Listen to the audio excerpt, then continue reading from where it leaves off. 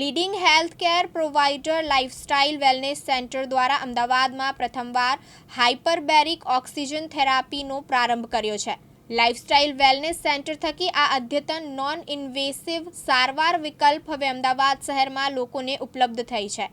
હાઇપરબેરિક oxygen therapy એ એવી પદ્ધતિ છે જેમાં દર્દીને ખાસ તૈયાર કરેલા પ્રેશરાઇઝ્ડ ચેમ્બરમાં શુદ્ધ ઓક્સિજન શ્વસન કરાવવામાં આવે છે.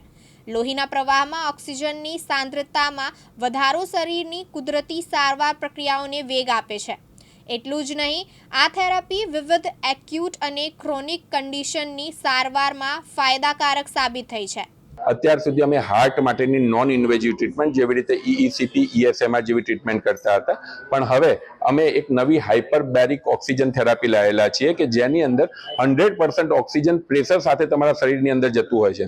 આપણે એટમોસ્ફિયરની અંદર 21% ઓક્સિજન લઈ રહેલા છે, તો સમજો કે 100% ઓક્સિજન જ્યારે પ્રેશર સાથે મળે ત્યારે તમારા શરીરની અંદર ઘણા બધા એવા ચેન્જીસ થાય છે કે જે તમને ઇમ્યુનિટી આપે છે, તમારા વુન્ડ હિલિંગ માટે કામ કરતું હોય છે, અને બીજા ઓટિસ્ટિક ચાઇલ્ડની અંદર બી ઘણો બધો ફાયદો થતો હોય છે. US જેવી કન્ટ્રીની અંદર અથવા વેસ્ટર્ન કન્ટ્રીની અંદર આ બહુ કોમન વસ્તુ છે. લોકો સેલિબ્રિટી હોય કે જે ક્રિકેટર્સ હોય કે જે સ્પોર્ટ્સમેન હોય, એ ઘણા પોતાનું પરફોર્મન્સ વધારવા માટે બી બદલાતા હોય છે. આજથી અમે અમદાવાદ ખાતે આ ટ્રીટમેન્ટની શરૂઆત કરેલી છે, અને આના વિશેની કોઈ બી માહિતી જાણતી હોય તો તમે અમારા લાઇફસ્ટાઇલ વેલનેસ પર કોન્ટેક્ટ કરી શકો છો.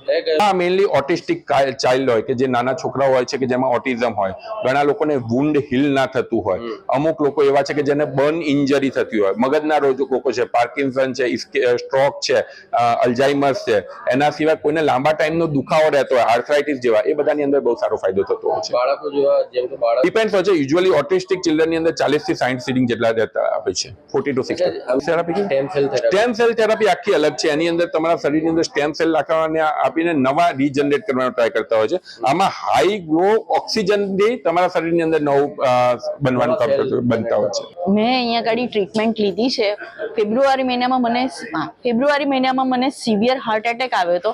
એ પછી મારે આઈસીયુમાં દાખલ થવું પડ્યું, અને મેં જ્યારે ડૉક્ટરનો હાર્ટ MRI કરાવડાવ્યો ત્યારે હાર્ટ MRIની અંદર મારું 20% હાર્ટ ચાલતું હતું. એની જગ્યાએ પછી અને કિડની બી ડેમેજ થઈ ગયેલી હતી, એટલે ડૉક્ટરોએ તો ચોખ્ખી ના જ પાડી કે એન્જિયોગ્રાફી થઈ શકે એવી જ નથી. એટલે પછી અમે લોકો અહીંયા આવ્યા. અમે 1-2 જગ્યાએ તપાસ કરી, ઇવન ફોરેન પણ અમારા ઓળખીતા હતા, એ ડૉક્ટરને પૂછી લીધું, અને અમને લોકોને આનું રિઝલ્ટ પોઝિટિવ લાગ્યું, અને અમે આવ્યા. અહીંયા આવ્યા પછી અમે 3 દિવસ એક પહેલી ટ્રીટમેન્ટ લીધી. મેં ESMRની ટ્રીટમેન્ટ લીધેલી છે.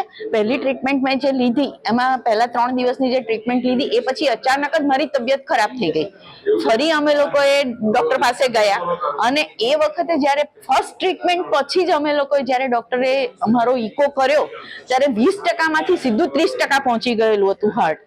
એટલે મને થોડો વધારે પડતો વિશ્વાસ પર બેઠો, અને અમે લોકો થોડા પછી આખી ટ્રીટમેન્ટ પૂરી કરી. આખી ટ્રીટમેન્ટ પૂરી કર્યા પછી ફરી જ્યારે ઇકો કરાવડાયો, જે ડૉક્ટર પાસે પહેલા કરાવડાયો તો ત્યાં જ કરાવડાયો, તો મારું હાર્ટ 40% વર્કિંગ કરતું થઈ ગયું, અને આજની તારીખમાં હું દિવસના 10,000 સ્ટેપ રેગ્યુલર ચાલું છું. માનવ મહેતા, દિવ્યાંગ ન્યૂઝ, અમદાવાદ.